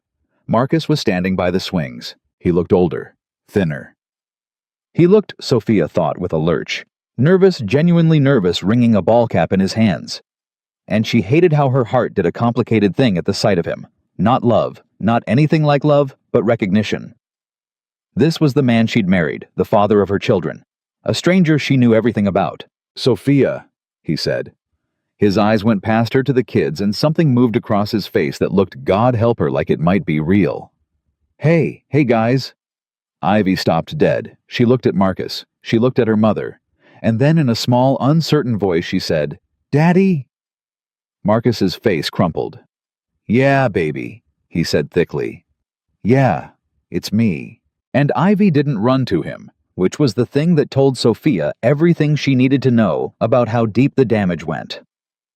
A 6-year-old seeing the father she asked about every 2 weeks, and she didn't run. She stood there holding her mother's hand and studied him warily, the way you'd study a dog you weren't sure about. And Owen, who'd been 2 when Marcus left, who had no memory of him at all, hid behind Sophia's leg and peered out at this crying stranger and said, Who's that? And Sophia watched Marcus absorb it. Watched him understand in real time that his daughter didn't trust him, and his son didn't know him. Watched the full weight of what he'd done land on him at last, not as an idea he'd worked on in therapy, but as 2 small children who wouldn't come to him. To his credit, and Sophia would think about this for a long time, he didn't push. He didn't force it. He got down on the grass on his knees, so he was smaller than them, and he said, You don't have to come over here. I know I've been gone a long time. That was my fault, not yours. You can just look at me from there if you want. That's okay. And they did. For a long, agonizing minute they just looked at him, and then Owen, who was 4 and understood nothing except that a grown-up was crying, toddled 2 steps forward and said, Why are you sad? Because I missed you, Marcus said. I missed you so much. Then why'd you go on the plane? Owen said with devastating 4-year-old logic. Marcus opened his mouth, closed it, and then he said the only thing that could possibly have started to earn him anything, which was, Because I made a really bad choice, buddy. A grown-up made a really bad choice, and I'm sorry. Sophia stood there with her hand pressed to her mouth. Across the parking lot in his truck, Caleb watched the whole thing through the windshield, too far to hear the words but close enough to read the shapes of it. The man on his knees. The wary children. Sophia standing guard, and he sat on his own hands, figuratively, to keep from doing the thing every cell in his body wanted to do, which was get out of the truck and go stand beside her. But this wasn't his to be part of. Not yet. Maybe not ever, depending on how it went. So he watched, and he ached, and he stayed in the truck, which was its own kind of love. The hardest kind, the kind that knows when to stay put. The hour went how it went. It wasn't a reunion. Nobody hugged. But by the end, Ivy had shown Marcus from a safe distance that she could do the monkey bars, and Marcus had said, "Wow," in all the right places, and Owen had decided the crying stranger was acceptable enough to show him a rock he'd found. It was small. It was almost nothing. But it was more than a note, and Sophia stood there and watched her children get the smallest possible piece of their father back, and felt about 9 things at once, none of which she could have named. When it was over, Marcus stood and put his ball cap back on and looked at her. "Thank you," he said. "You didn't have to let me do that." "No," Sophia said. "I didn't. I know I saw the truck." He nodded toward the lot without looking at it. "I'm not stupid, Sophia. I know you've got somebody, and I want you to know I'm not here for that. I'm not here to get you back. I lost that. I know I lost that. That's not what this is." He turned the ball cap in his hands. "I just want to be their father. However much you'll let me, on whatever terms you set. I'll do supervised visits for a year if that's what it takes. I'll do whatever you say. Because I don't get to have it back all at once. I get it back an hour at a time if I get it back at all. I understand that now." And Sophia, who had walked into this park, braced for a fight.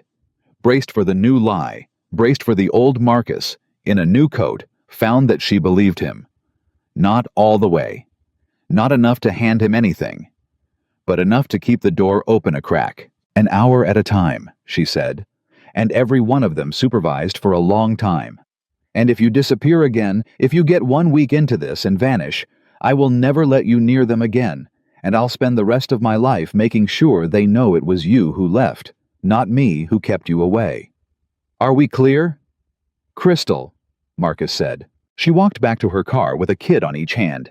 And she did not look at Caleb's truck because she couldn't, because if she looked at him, she'd fall apart, and she had to get the kids buckled first. She always had to get the kids handled first. That was the job. But once they were buckled, once the doors were shut, and the kids were occupied with the snacks she'd stashed in the seat pockets, she walked over to Caleb's truck, and he rolled the window down, and she stood there and finally let her face do what it had been holding back for an hour. "You okay?" Caleb said. "No," Sophia said, and laughed and cried both at once. "No, I'm not even a little okay. That was the hardest thing I've done since he left." She gripped the edge of his window. "But I did it, and I didn't do it alone. You were right there, in the parking lot, being useless and wonderful in a truck." She wiped her face. "Thank you for staying in the truck. I know you wanted to come over. I saw you not coming over. That was Caleb. That was the kindest thing anybody's done for me in years, and you did it by sitting still. Hardest watch I've stood in a long time," Caleb admitted, staying put. "I know." She reached through the window and put her hand on his jaw, just held it there.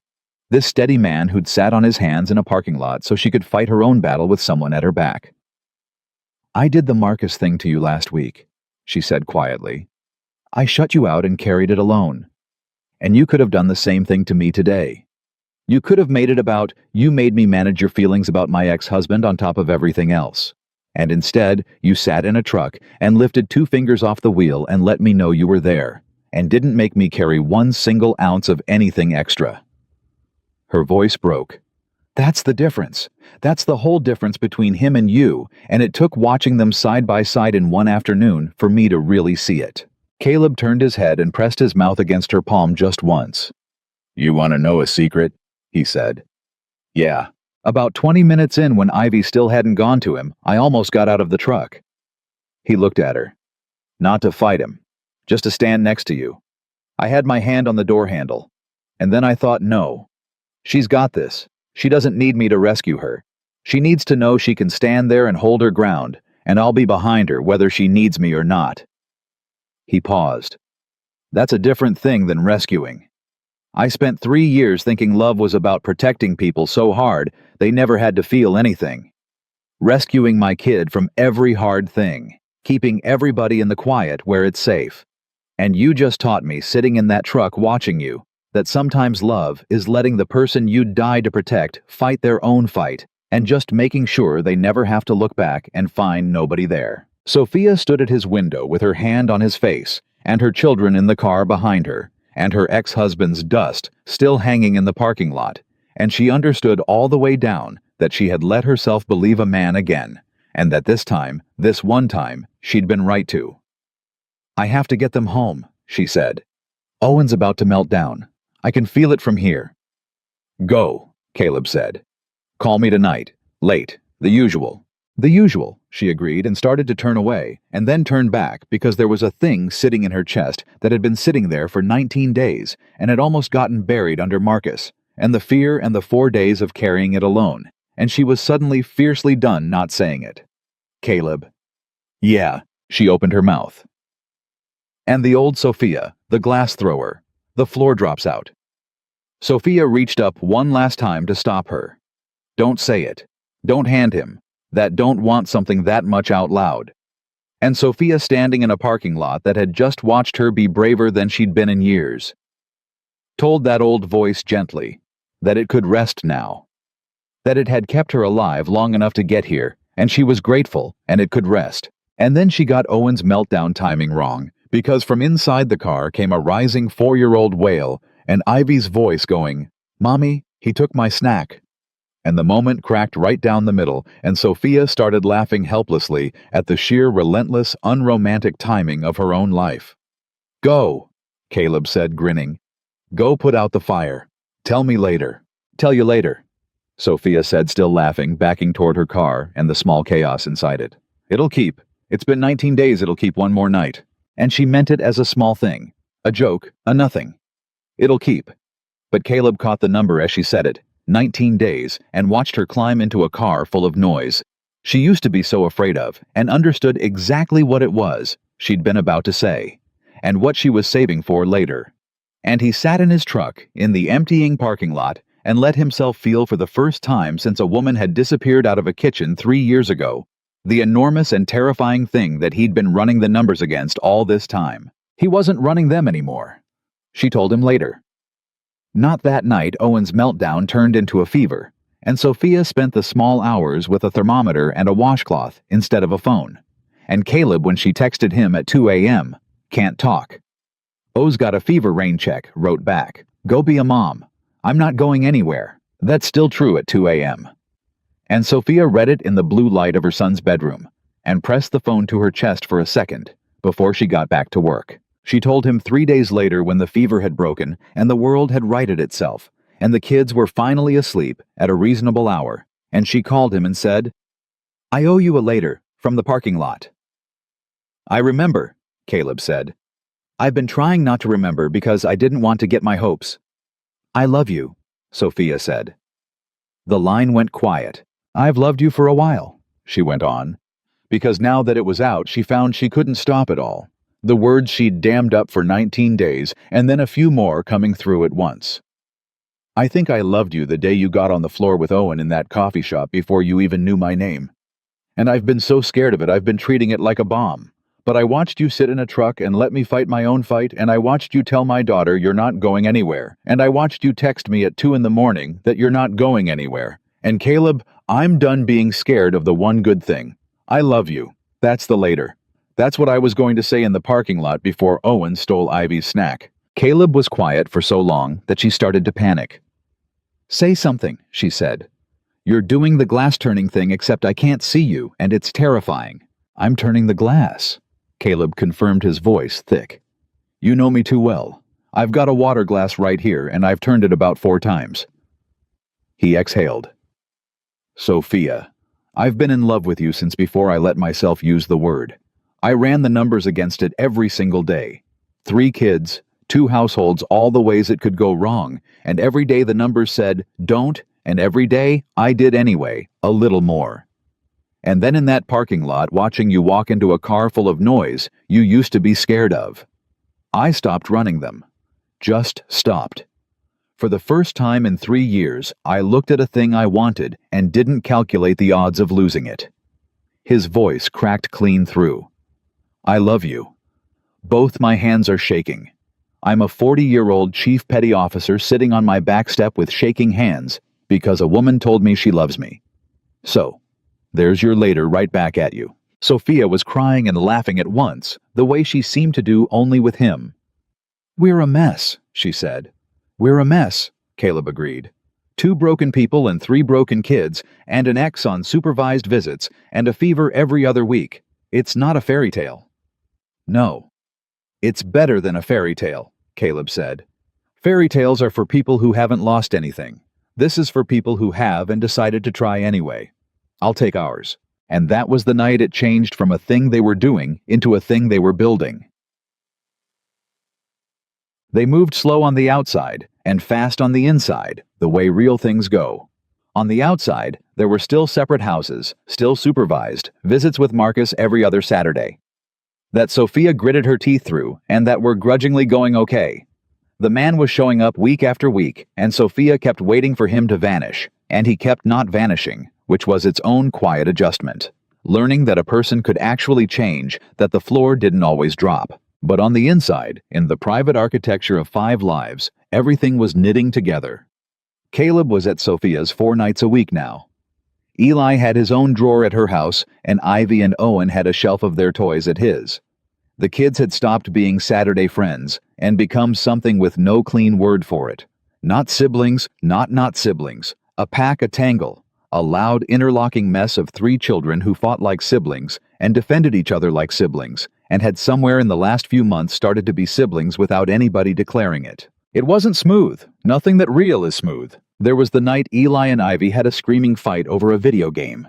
A real one. The kind where Ivy called Eli's dead in Arizona situation into it. At least my dad came back, yours doesn't even want you. A thing.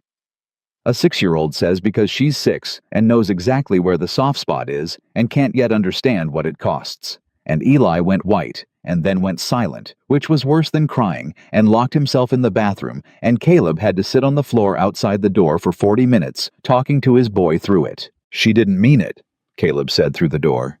Yes, she did. Eli's voice was small and wrecked. She's right. Mom didn't come back. His dad came back. Mine didn't. And Caleb sat on the floor of Sophia's hallway, with his back against the bathroom door, and had to find right then, with no warning, the words for the hardest thing there was. Your mom leaving isn't about whether you're worth coming back for, Caleb said. I need you to hear me, bud. Open the door or don't, but hear me. Your mom was sick in a way you can't see in her heart, in her head, and she couldn't be a mom, and that is 100% about her, and 0% about you. You are the most worth it kid I have ever known in my life. Marcus coming back doesn't mean Owen and Ivy are worth more than you. It means Marcus finally did a thing he should have done all along, and your mom is still too sick to do it. And neither one of those facts has one single thing to do with how much you're worth. His own throat was closing. You're worth everything, Eli. You're worth my whole life. That's why it's just been you and me for 3 years, not because nobody else would have us, but because I wasn't going to let anybody in who couldn't see what I see when I look at you. And then I found some people who could. That's the whole reason they're here, because they see it too. The door opened. Eli stood there blotchy and furious and 8 years old, and he looked up at his father and said, Is that true, that she's sick? You never said sick before. You said not ready. It's the truest way I know how to say it, Caleb said. Not ready was the version for when you were 5. Sick is the version for when you're 8. When you're 18, there'll be a longer version, and I'll tell you that one too when you're ready for it. But sick is true. She loves you as much as she's able to. It's just that the amount she's able to is broken, and that's her broken thing, not yours. Eli thought about it. And then he did a thing that broke Caleb's heart and put it back together in the same motion. He stepped forward and put his forehead against his father's chest. Not a hug exactly, just leaning the way he had at the window years ago. Except this time, there was somebody there to lean on. Ivy's still a jerk. Eli mumbled into Caleb's shirt. Ivy's a jerk. Caleb agreed. And in about 10 minutes she's going to feel so bad about it she cries harder than you did, and you're gonna have to decide if you forgive her, and you don't have to yet. Take your time. But she loves you, bud. That's why she knew right where to hit. You only know a person's soft spots when you've been paying close attention. He was right, of course. 10 minutes later, Ivy, who'd been marched by her mother to understand what she'd done, appeared in the hallway with her face crumpled and a peace offering her second-best stuffed animal. The sacrifice of the very good but not quite best one, being the sincerest currency a 6-year-old has, and thrust it at Eli and said, "I'm sorry your mom is sick, and I'm sorry I said that, and you can have Mr. Whiskers, but not forever, just for a while." And Eli, with the gruff mercy of an older brother, took Mr. Whiskers and said, "It's fine," in a tone that meant it mostly was, and the storm passed, and Caleb and Sophia stood in the kitchen doorway, watching it pass, and reached for each other's hands without looking. "They're gonna be okay," Sophia said quietly. "Aren't they?" "They're gonna be siblings," Caleb said, "which means they're gonna wound each other and defend each other for the rest of their lives, and both of those are love, and yeah, they're gonna be okay." The disagreements between the adults were quieter, but harder, because adults know how to hold a thing longer. The worst one was about the visits. It came about 4 months in on a night when Marcus had asked through Sophia, always through Sophia, whether he could start doing an unsupervised visit. Just a couple hours. Take the kids for ice cream. He'd been showing up reliably for months by then. Even Sophia's mother, who trusted men on principle about as far as she could throw them, had grudgingly admitted he seemed to be trying. And Sophia was considering it. And Caleb, to his own surprise, found that he wasn't. "I don't think you should," Caleb said. They were at his place, kids all asleep, the rare quiet. "You don't think I should?" Sophia's voice cooled a few degrees. "It's my call, Caleb. That's been the deal since the parking lot. My kids, my call, you stand behind whatever I know what the deal is. I'm not overriding you. I'm giving you my read, because you asked me to be a person you use, and this is me being that person." He kept his voice level. "He's been reliable for 4 months. That's real. But 4 months is nothing, Sophia. He was gone 18. And the second there's no supervision, the second it's just him and them and nobody watching, if he decides it's too hard again, if he gets scared again, there's nobody there to see the moment it starts. You'd be handing him the exact conditions he had the first time he left, alone with the kids and nobody watching. So I'm supposed to supervise him forever. He's their father, Caleb. At some point, I have to let him actually be their father, and being a father means being alone with your kids. At some point, yeah, not at 4 months. You don't get to decide that." Her voice rose, and then she caught it, glanced toward the hall where the kids slept, and dropped it back down, furious and quiet.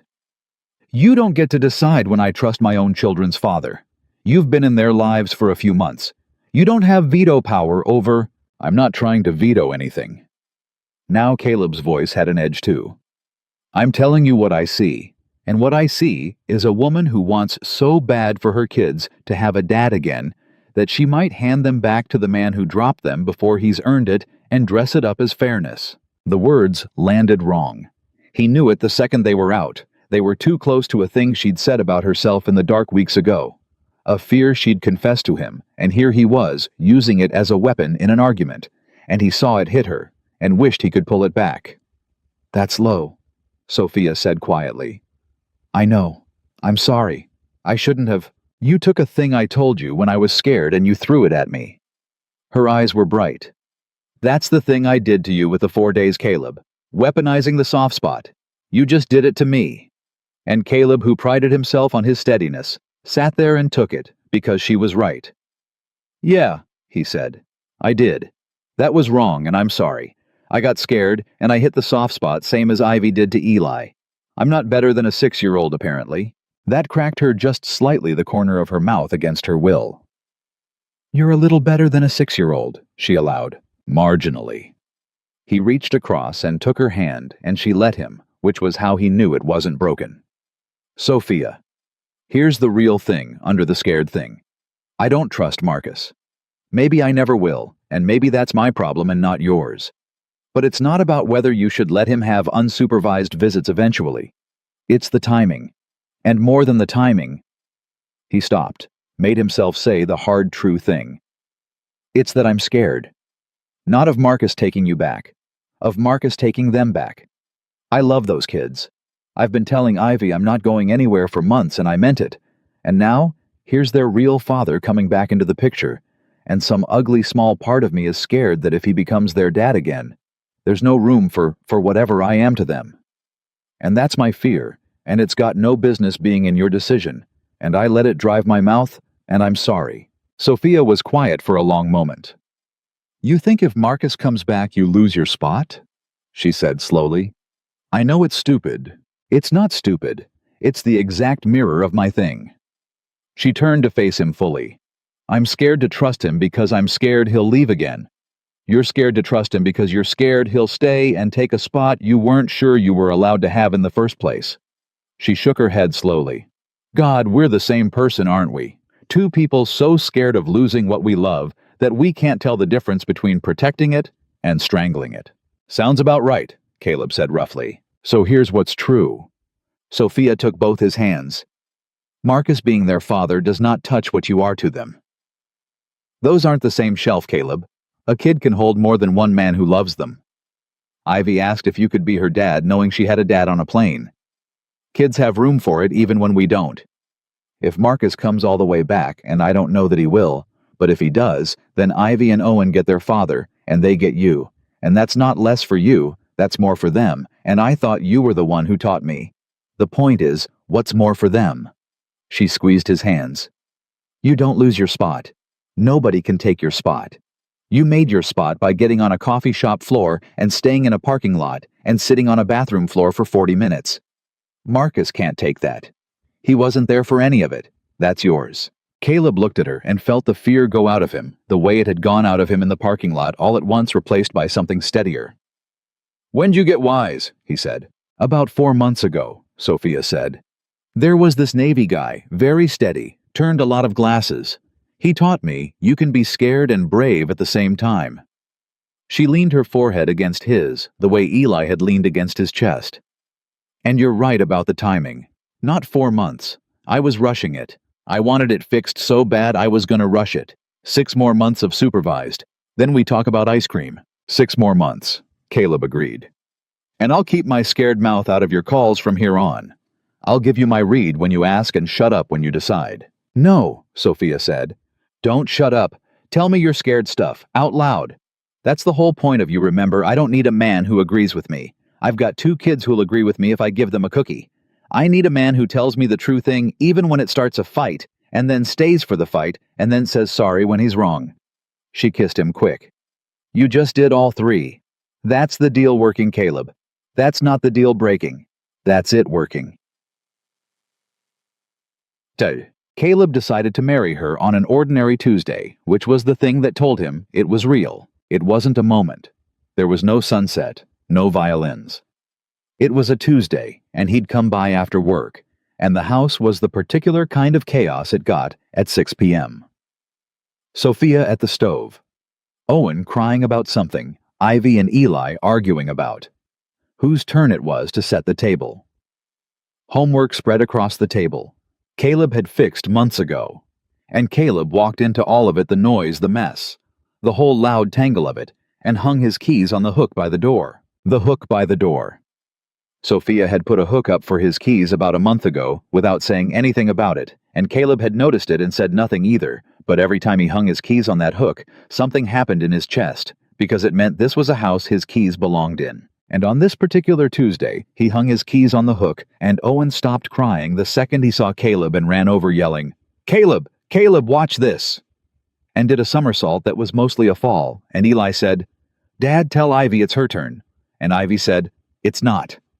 And Sophia turned around from the stove with a wooden spoon in her hand and a piece of hair come loose the way it did and said, "Oh, thank God, an adult take a child. Any child, I don't care which one."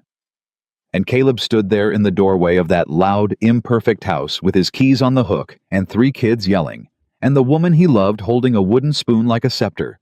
And he thought with total calm certainty, the way he'd once run numbers, I want this to be my whole life. I want to hang my keys on that hook every day until I die. He didn't say anything that Tuesday, but he started planning.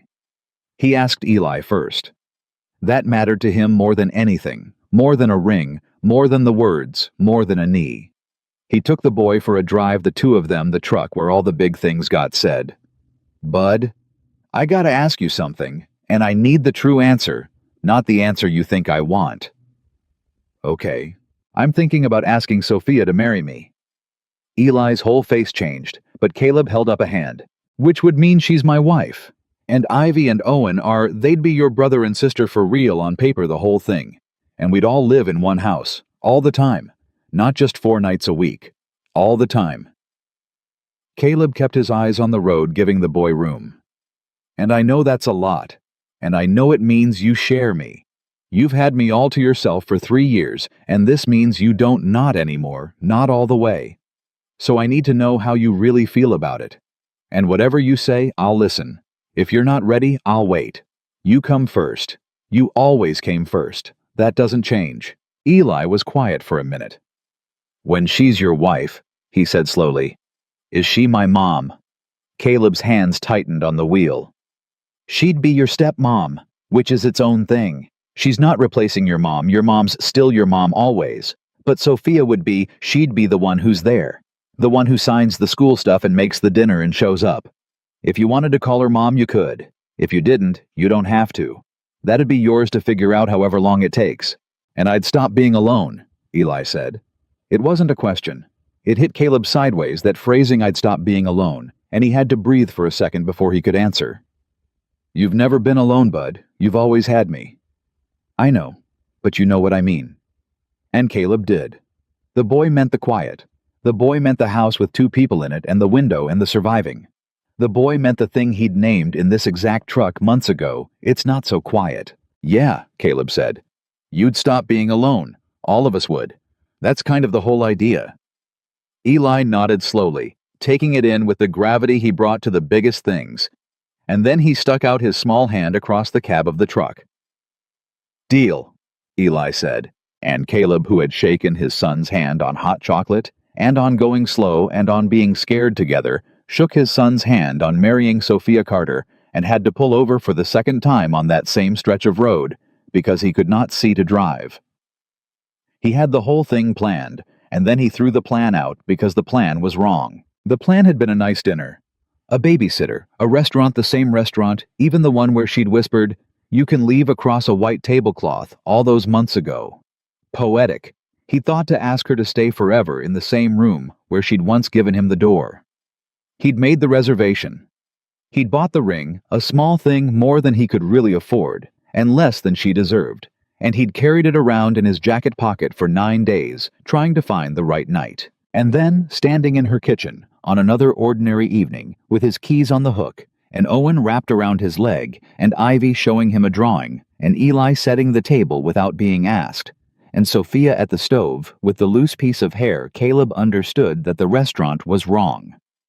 The restaurant was for 2 people. And there weren't 2 people anymore. There were 5. So he threw out the plan. Hey, he said. Everybody. Can I have everybody for a second? Something in his voice made them all stop. Sophia turned from the stove. Eli looked up from the forks. Ivy lowered her drawing. Even Owen let go of his leg and looked up. What's wrong? Sophia said instantly, because that was her wiring, that a change in the air meant something was wrong. Nothing's wrong. Caleb's heart was going like a drum. Nothing's wrong at all. That's kind of the point.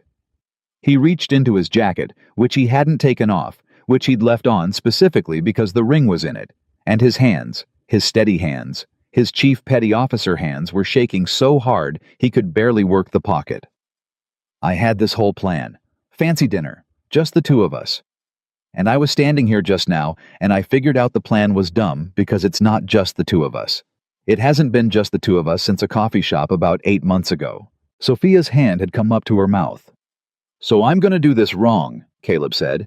In a kitchen, with a wooden spoon still in your hand, and Owen's face covered in whatever that is. Spaghetti sauce, Eli supplied. Spaghetti sauce, thank you, and the table half set. Because that's us. That's the actual us. And I don't want to ask you in a room that's pretending we're something we're not. He got the ring out. He didn't get down on one knee. Not at first. He looked at the kids first, all three of them, because he'd promised himself he would. Ivy, Owen, Eli. A long time ago, Ivy asked me if I could be her dad, and I said that was a real big job and I couldn't answer it lightly. You remember? Ivy nodded, her eyes enormous. I've had a long time to think about it now, Caleb said, and his voice broke right in half. And the answer's yes, if you'll have me. All three of you. I want the job. The whole job. Forever. He turned to Sophia, and now he did get down right there on the kitchen floor that needed sweeping in front of the stove, and held up the small ring in his shaking hand.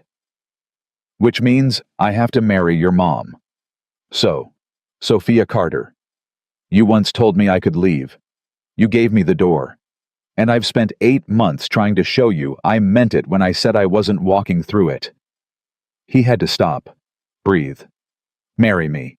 Let me hang my keys on that hook for the rest of my life. Let me be the one who's there. Marry me. For a second, Sophia couldn't say anything at all. The wooden spoon was still in her hand. Tears were running straight down her face and dripping off her chin. And then it wasn't Sophia who answered first. It was Ivy who shrieked, "Say yes, Mommy!" And Owen, who didn't fully understand what was happening, but understood the volume and joined in with, "Say yes, say yes." And Eli, who looked at his father on the floor and then at Sophia, and said quiet and certain in the middle of the chaos, "You should say yes. He only promises stuff he can actually do, and that he only promises stuff he can actually do." The boy's whole hard-won faith in his father handed over as a reference. That was what broke Sophia all the way open. "Yes," she said. "Yes. Oh my God. Yes, get up off my dirty floor. Yes." And Caleb got up, and she dropped the wooden spoon, and it clattered somewhere. And there was sauce, and there were tears, and 3 children piling in, and Owen somehow ended up on Caleb's shoulders again, and Ivy was crying because everyone else was crying and didn't understand she was happy. And Eli stood a little to the side for a second watching this loud, impossible thing, and Caleb reached out one arm mid-chaos and pulled his boy in because he was never ever going to let Eli stand at the edge of a room again while a family happened without him. "You did this," Caleb said into his son's hair, quiet, just for him under the noise. "You know that? You told me it was too quiet. In the truck. You started all of this." "I know," Eli said, muffled against his father's chest, and then, because he was 8 and could only hold a big moment for so long, "Can we still have spaghetti, though I'm starving?" And the whole kitchen laughed, and they had spaghetti. All 5 of them crammed around a table, built for 4, with a leg Caleb had fixed with his own hands. And it was the loudest, messiest, least romantic engagement dinner in the history of the world. And Sophia Carter looked around the table at the wreckage of her beautiful, loud life, and understood that she had gotten the one thing she'd stopped believing she was allowed to have. They didn't rush the wedding because they didn't rush anything anymore. They'd learned that lesson together, the slow way, the only way it sticks. They gave it a year. A year to blend the households all the way to sell Caleb's place and move him into Sophia's, which was bigger, and to turn the office into a room for Eli, so he had his own space in his new house and never once felt like a guest in it. There was a hard conversation with Marcus in there because there had to be. Sophia told him herself in person at one of the visits that she was getting married. And she watched him take it, and she braced for the old Marcus, the one who'd make it about himself. And instead, this changed man, 9 months of showing up every other Saturday, had actually changed him. It turned out, change was real. It just took longer and cost more than anybody wanted it to. This changed man was quiet for a minute, and then said, "Is he good to them?" "Yeah," Sophia said. "He's good to them." "Then good." Marcus's voice was rough. "They deserve a man who stays. I wasn't that. I'm trying to be a man who comes back, which is a smaller thing, but it's the thing I've got." He looked at her. "I'm not going to make it weird, Sophia. He's going to be in my kids' lives every day, and I'm going to be in it every other Saturday, and I'm going to have to make peace with that being the shape of it, because I earned that shape. I made it myself." He almost smiled. "Just tell him. From me. Tell him thank you. For being there for the parts I wasn't. Even the parts I should have been. And Sophia carried that message home and gave it to Caleb, and Caleb, who had spent months braced to dislike Marcus to guard his spot against him, sat with it a long moment and then said, "That took a lot for him to say." It did. Then we make room for him. At the edge of it. Not the center, he lost the center, but the edge. Caleb turned his glass a quarter turn, thinking it through. The kids get to have a dad who comes back and a stepdad who's there, and those don't fight each other. They're both true. Ivy was right the whole time. Kids have room for more than we think. Maybe grown men can learn to too. And that was how at the wedding, Marcus ended up in the third row, invited awkward but there, watching his children walk his ex-wife down the aisle toward another man, and doing it with grace because he'd learned grace the hard way, and the hard way was the only way any of them had ever learned anything worth knowing. The wedding itself was small. Sophia's mother cried and pretended she wasn't. Caleb's sister Jess, who had back at the very start called Sophia a woman with 2 little kids, like a warning stood up as a bridesmaid, having long since eaten those words, having in fact become the person who watched all 3 kids, so Caleb and Sophia could have a night out, having become an aunt to 2 children who hadn't been born to her family, and loved them like they had. The kids were the whole wedding party. Eli was the best man, 8 years old, in a tiny suit, so serious about the ring, he practically vibrated. Ivy was the flower girl, and took it with the deathly gravity of a general. Owen was supposed to carry a sign, and instead sat down in the middle of the aisle halfway through, and had to be retrieved. And everybody laughed, and it was perfect because it was them. Caleb wrote his own vows. He wasn't a words man, and everybody knew it, and so when he stood up there and unfolded a piece of paper with his shaking hands, the whole room went still. "I ran the numbers on you," Caleb said, looking at Sophia. "Anybody who knows me knows that's what I do. I met you and your 2, and I met my own fear, and I ran the numbers on all of it every night for weeks. 3 kids, 2 households, all the ways it could go wrong. And the numbers said don't. Every single time the numbers said, this is too much risk. Protect yourself. Protect your boy. Stay in the quiet where it's safe." He looked up. "And then one day, I stopped running them. In a parking lot, watching you walk into a car full of noise. I stopped, and I've never run them again because I figured out the thing I'd had backwards for 3 years. His voice thickened. "Safe isn't the same as alive. I kept my boy safe for 3 years in a house so quiet you could hear the clock. And it took you and Ivy and Owen and my own 8-year-old telling me it was too quiet to teach me that a life you're only surviving isn't a life. You didn't make my life safer, Sophia. You made it loud. You made it messy and hard and terrifying and loud. And I will spend every day I've got being grateful you did. I'm not leaving. I said it to you across a table a year ago, and I'm saying it to you in front of everybody now. I'm not leaving. Not on a plane, not on a Tuesday, not ever. I'm the one who stays." And Sophia, who had once whispered, "You can leave," because she'd been so sure everyone always did, stood in front of a room full of people and could not get her own vows out for a full minute because she was crying too hard. And Caleb waited steady, holding both her hands, because he was good at waiting for her. He'd always been good at waiting for her. "I threw the glass first my whole life," Sophia finally managed. "That's a thing my mom said about me once, that I break things before somebody else can, so at least I'm the one who broke it. I did it with everybody. I tried to do it with you. I sat across that table and handed you the door because I was so sure you'd take it, and taking it would hurt less if it was my idea." She shook her head, tears everywhere. "And you wouldn't take it. You just held on. You held my hand flat on the table, and you said, 'Don't take it back,' and I've been not taking it back ever since, and it's the bravest thing I've ever done loving you, because it meant putting the glass down and trusting that this time the floor holds." She squeezed his hands. "The floor holds, Caleb. You're my proof. 8 months of you and a year of you and I keep waiting for the floor to drop, and it just holds. So here's my vow. I'm done throwing the glass. I'm going to trust you every day for the rest of my life, and it's going to terrify me every day, and I'm going to do it anyway, because you taught me that scared and brave are the same thing wearing different faces." She laughed through the tears. "I love you. I love our loud, broken spaghetti sauce, 3 kids, ex-husband in the third row, impossible life. I choose it. I choose you. Forever. And when the officiant said Caleb could kiss the bride, Owen yelled, "EW!" from the front row with total sincerity, and the whole room broke, and that was the sound of it. Laughter in a room full of people who'd lost things, and found other things, laughter over the top of a 4-year-old's disgust. And it was Caleb thought holding his wife the exact opposite of quiet. They didn't get a fairy tale. That was never what it was. Owen still wet the bed sometimes when he was scared, though it got rarer every year. Ivy still had days when she asked hard questions about why her first dad left, and now she had 2 men in her life to help her hold the answer. Eli still had nights once in a long while when the old grief about his mother came up sideways out of nowhere, and now when it did, there was a whole loud house around him, instead of a window and a quiet room.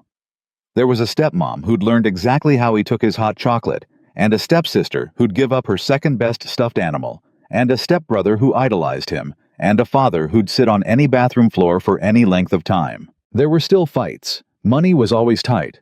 5 people on 2 modest incomes never stopped being a math problem. Caleb and Sophia still hit each other's soft spots sometimes in the heat of it. Still had to circle back and say sorry. Still had to keep the deal. The deal about the true stuff. The deal they'd shaken on across a dinner table before they'd even admitted they were falling alive by choosing it over and over. Because that was the secret nobody tells you. The deal isn't something you make once. It's something you make every single day at the stove, in the truck, on the phone, at midnight, in the middle of the fight. You keep choosing it. That's the whole thing. That's the only thing. Marcus stayed. That surprised everyone, Sophia most of all. He never became the man he should have been the first time that man was gone. That chance was spent. But he became a man who showed up every other Saturday for years, who came to Ivy's recitals and Owen's Little League games, and sat a respectful distance from Caleb and Sophia, and clapped just as hard, and who, when Owen was 7 and asked him point blank, "Why do I have a dad and a Caleb?" said, "Because you got lucky, buddy. Some kids don't have anybody. You've got 2 guys who'd do anything for you. That's not a problem. That's a lot of love." And Owen accepted this because it was true, and went back to his game. And the quiet Caleb had built his whole broken life around managing the quiet Eli had named in a truck as the thing he couldn't stand. The quiet never came back.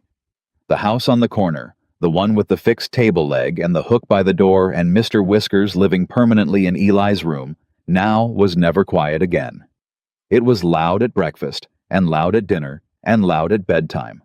3 kids and 2 exhausted happy adults, and a revolving door of homework, and skinned knees, and spaghetti sauce, and slammed doors, and bursts of laughter you could hear from the street. Some nights after the kids were finally down, Caleb and Sophia would sit on the back step together, the way they used to talk on the phone, before they lived in the same house.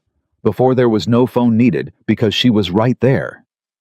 And sometimes, Caleb would just listen to the house tick, and settle behind them, 3 kids breathing in 3 rooms, and he'd think about the man he'd been a few years back.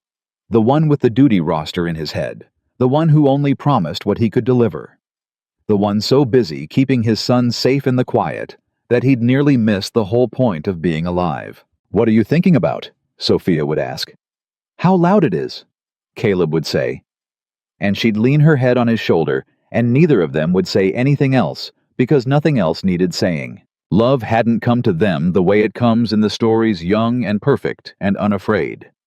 It had come to them late and broken and scared, carrying 2 households and 3 wounded kids and an ex-husband and a dead marriage and 100 good reasons to run. It had come to them as a woman whispering, "You can leave," to a man who wouldn't. It had come to them as an 8-year-old saying, "It's not so quiet." It had come to them as a hand held flat against a table and a truck pulled over on the shoulder of a road and keys hung on a hook by a door. It hadn't arrived perfect. It had arrived broken, and it had stayed anyway. And in the end, staying was the whole thing. Staying was everything. Staying was love itself, wearing its truest face, not the grand gesture, not the perfect beginning, but the man who's still there in the morning, and the morning after that, and every morning for the rest of a loud and ordinary and hard-won life. Caleb Brooks stayed, and that made all the difference in the world.